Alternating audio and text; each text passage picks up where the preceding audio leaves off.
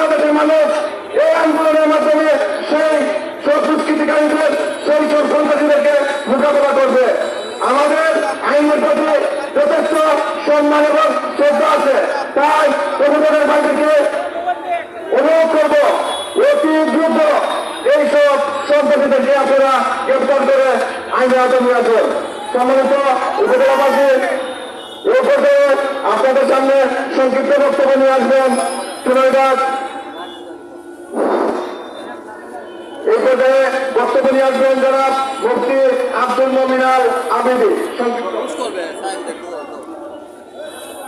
সম্মানিত চুনারঘাটের বিদ্রোহী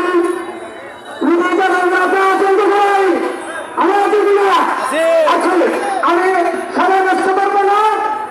বহুদিন আগে একটা গল্প শিখেছিলাম, সেই গল্পটাই বলবো। আমেরিকার এক বন্ধু, লন্ডনের এক বন্ধু, বাংলাদেশের এক বন্ধু, তিন বন্ধু মিলে গল্প করেছিল। আমেরিকার বন্ধু বলেছিল আমাদের দেশে কি হবে, 7 দিনের মধ্যে তার বিচার আসামি করা হয়। লন্ডনের বন্ধু বলেছিল আমাদের দেশে কি হবে, 24 ঘন্টার ভিতরে তার আসামি বাহির করা হয়।